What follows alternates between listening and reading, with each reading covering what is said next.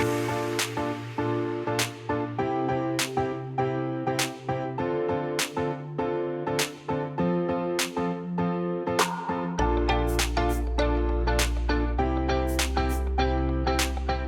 world economy is facing, as I'm sure you're aware, multiple challenges on many fronts. Both the pandemic and the war between Russia and the Ukraine have raised questions about the wisdom of globalization and really of maximizing production efficiency without accounting for resilience. The big problem, I think, in international trade is that the interests of producers get reflected to the governments much more easily than do the interests of consumers, even consumers of intermediate goods.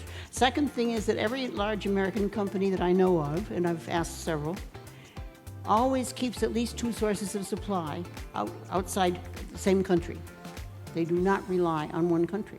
So one of the things that we think about globalization is that globalization is going beyond national borders. They no longer matter. That's something that even in an area of the world like Europe, we are seeing that we are very far from national borders not mattering. We are very far from having a process of globalization that is as deep as the one that we see domestically. So at some level, I think, my view, is that globalization has not even started. There has been a dramatic increase in inequality in both developing and developed economies over the past 30 or 40 years. The gap between rich and poor countries has actually shrunk, but within countries, within country inequality has definitely been rising, and particularly developing countries, that seems to be connected with globalization.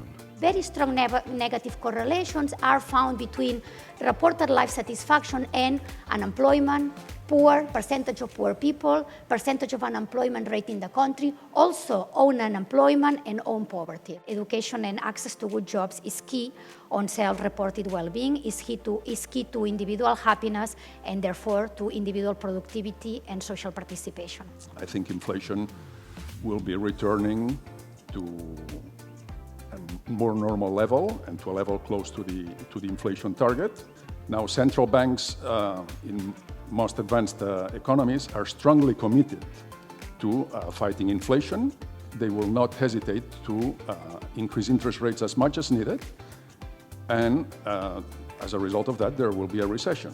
When we go to Latin America, we see a clear fiscal origin of inflation.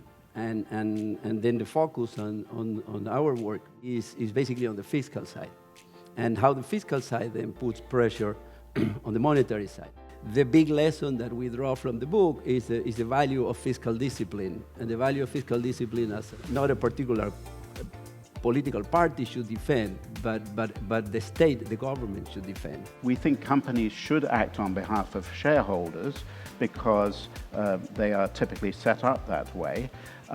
But shareholders may have other goals than just becoming wealthy. And when I talk about shareholders, I'm thinking of the individuals who hold shares, not institutions, and those are people like you and me. And so I would propose more shareholder democracy. I think companies should find out from their shareholders what kind of trade-offs they're willing to make when it comes to giving up some profit for some social objective or some environmental objective.